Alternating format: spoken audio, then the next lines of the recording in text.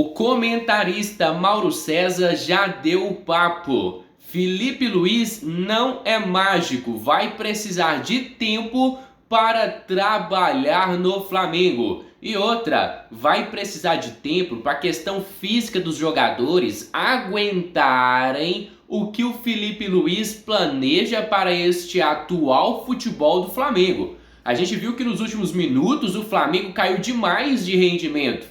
Mas isso aí o tempo dirá, porque eles vão querer, sem dúvidas alguma, uma equipe mais intensa, cobrar mais do que era entregue pelos jogadores antes da chegada do Felipe Luiz. Eu vou colocar aqui na tela para vocês as principais falas do Mauro César. Só que antes, família, peço a cada um de vocês que deixem aqui o seu gostei, que se inscrevam no nosso canal, porque sua participação é de extrema importância para o nosso crescimento.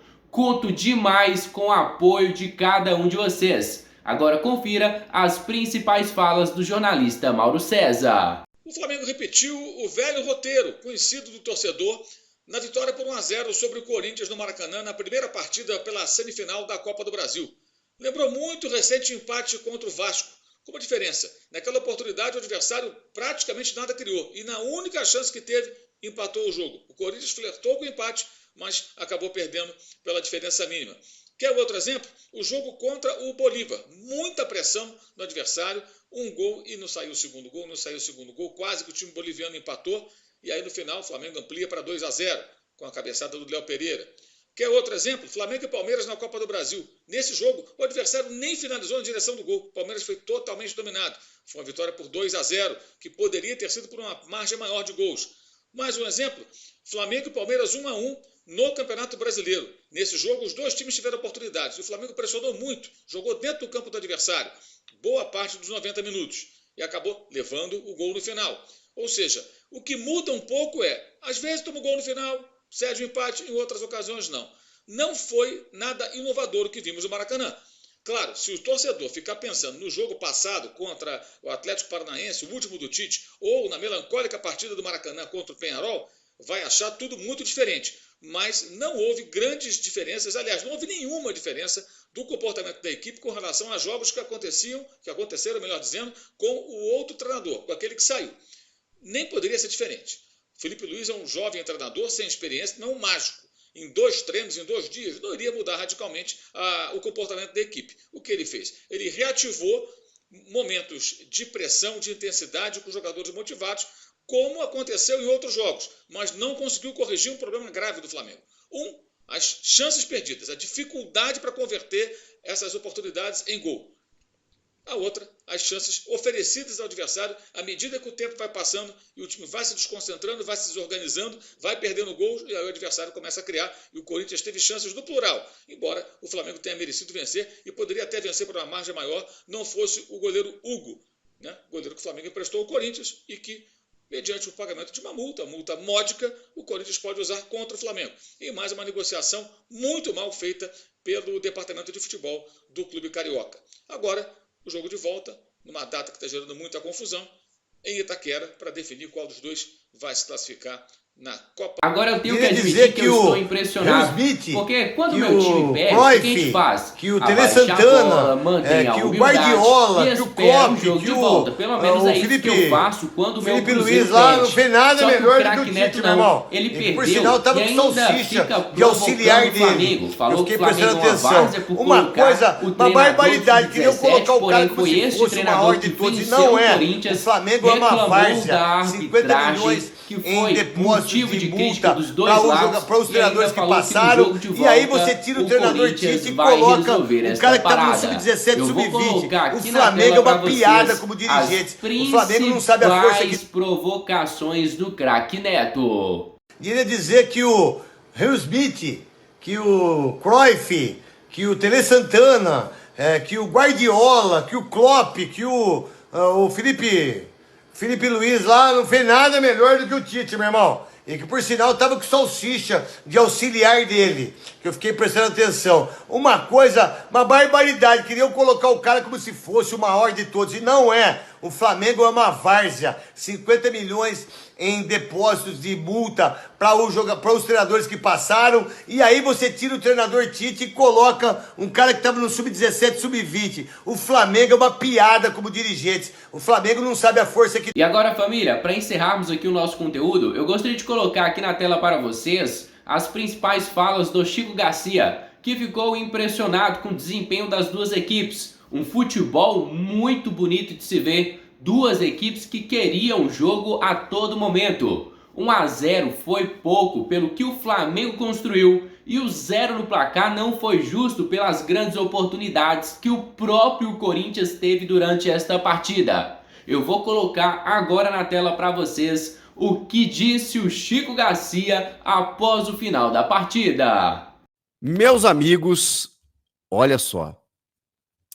Bom, vamos lá. A premissa de tudo é que Ramon Dias escalou errado. Qual era o objetivo, Ramon Dias, eu te pergunto? Qual era o objetivo? O objetivo era sobreviver? O objetivo era deixar para ver o que acontecesse no jogo e, sei lá, talvez abandonar a Copa do Brasil? Era se permitir sofrer? Era mesmo ao sofrer não mudar o time? Ou seja, era entender que para os 45 minutos iniciais aquela escalação estava ok? Estava de boa? Gente, foi um massacre no primeiro tempo. Mas foi um massacre com requintes de crueldade.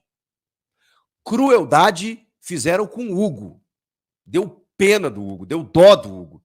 O que esse rapaz foi bombardeado, o que esse rapaz teve que pegar de bola, teve que fazer milagres, teve que salvar o Corinthians de uma goleada histórica no primeiro tempo. E a culpa é do treinador. A culpa não é do Charles que se escalou. A culpa é do treinador. A culpa não é do Héctor Hernandes que se escalou.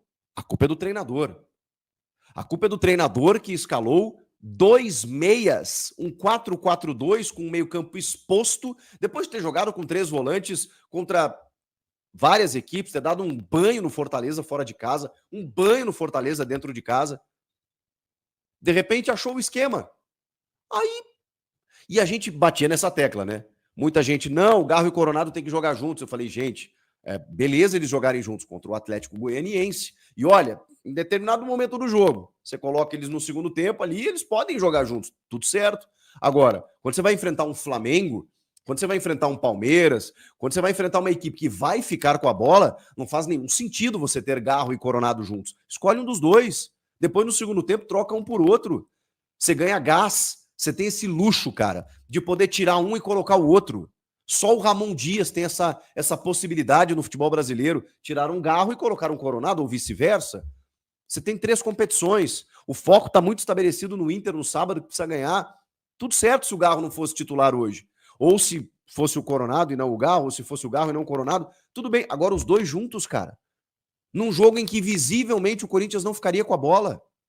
E aí depois de alguns primeiros minutos ali, completamente absurdo, ele não mexe. Ele demorou para mexer. O Flamengo empilhou chances de gol, mas empilhou chances de gol. E o técnico ficou ali. Qual o sentido de você ter um time com 2 articuladores, sendo que você não fica com a bola? Sendo que o teu time está sendo amassado, empurrado pelo adversário. Você precisa se defender e sair na transição. O que aconteceu no segundo tempo? Me respondam, o que aconteceu no segundo tempo quando finalmente ele reconduz um sistema de 3 zagueiros, coloca o Gustavo Henrique, tira o Coronado, coloca o José Martínez, tira o Rian, então ele fica com 3 zagueiros, coloca o Mateuzinho na do Fagner, que era uma troca assim urgente e necessária. Entra o Mateuzinho e aí ele tem o Hugo lá que é mais defensivo, o Mateuzinho apoia mais pelo lado direito, 3 zagueiros com o André Ramalho que consegue sair um pouco mais para o jogo, Félix Torres e Gustavo Henrique, José Martínez, o Charles que ele manteve inexplicavelmente ele tira o Charles com 27 do segundo. Vamos lá, vou chegar lá. Aí ele começa o segundo tempo com Martínez, Charles e Garro, e aí ele tira... não, ele não tira, né? Ele não tira o Héctor, ele mantém o Romero e o Héctor. Aliás, ele demora 21 minutos do segundo tempo para tirar o Héctor Hernandes e botar o Yuri Alberto. No segundo tempo, no intervalo, já dava para fazer a 5, Ramon. Já dava para fazer a 5.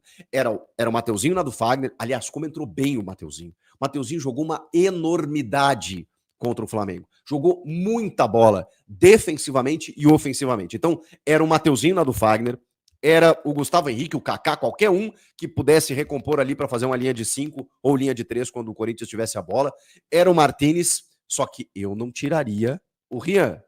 O Rian não foi bem? Não foi bem, mas ele tem uma recuperação numa jogada do Bruno Henrique pro Gabigol, que é espetacular, mas entre Rian e Charles, eu não tiraria o Rian, eu tiraria o Charles. Gente, o Charles estava zonzo no jogo, perdido no jogo, ele estava errando tudo, e ele ficou até 21 minutos, aí é carteiraço, né, Ramon? Aí você tira o guri, aí você tira o garoto, aí você não tira o cascudo que veio da Europa, da Dinamarca, que às vezes tem que justificar alguma coisa, não faz sentido, não faz sentido. O Charles permanecer 60, 70 minutos em campo, não faz sentido. Aí ele tiraria, na minha opinião, o Charles para botar o Martínez, aí ele ficaria com Martínez, Rian e Garro, e tiraria o Héctor para botar o Yuri Alberto. E poderia ter tirado já o Charles e o Rian e todo mundo e botar o Carrilho já, fizesse a 5 no intervalo, dava para fazer. Quer esperar um pouquinho, porque pode ter uma lesão, não sei o quê, tá bem, espera 10 minutos e troca. Agora, ele esperou o Héctor Hernandes perder o gol mais feito que eu vi, sei lá, esse ano. Eu acho que ainda estava impedido, tá? Eu acho, mas, sei lá, ia ter VAR. E isso não importa. Ele tem que ir lá fazer o gol. Ele tem que empurrar a bola para ele, ele tem que afundar o goleiro. Aí ele me dá 2 dribles, assim, como se ele estivesse jogando uma pelada na praia, do tipo assim, não, peraí, corta para cá, não, vem mais um, corta para cá. Ah, vou chutar de esquerda agora sem olhar, porque aí ela explode em alguém. Que isso, cara? Que isso? Que coisa lamentável. Pô, o Yuri Alberto, cara, com todos os defeitos dele, ele ia parar dentro do gol com aquela bola.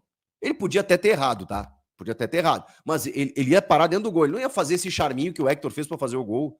Não, ali não é hora de charminho, cara. Ali é hora de fazer o gol. Pô, um jogo difícil desse, cara. Você tem uma chance. Teve outras, né?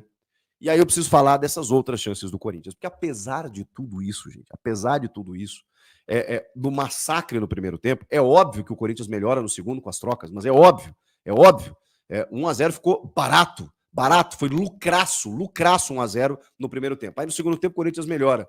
O Romero deu bola na trave, o Léo Pereira tirou bola em cima da linha, o Héctor Hernandes perdeu esse gol inacreditável, o Corinthians chegou. E poderia ter empatado sim, mas aí, se a gente entrar no se e na condicional, também é verdade que o Flamengo poderia ter feito 3 ou 4 ao natural. Então, assim, dá pra gente entender que 1-0 ficou bom. Ficou bom. Vou encerrar por aqui o nosso conteúdo e espero realmente que vocês tenham gostado do nosso trabalho. Se você gostou, não se esqueça então de deixarem aqui o seu gostei, de se inscreverem no nosso canal. A sua participação é de extrema importância para o nosso crescimento. Contamos demais com o apoio de vocês. Agora encerramos por aqui. Um grande abraço, fica com Deus e até a próxima. Fui!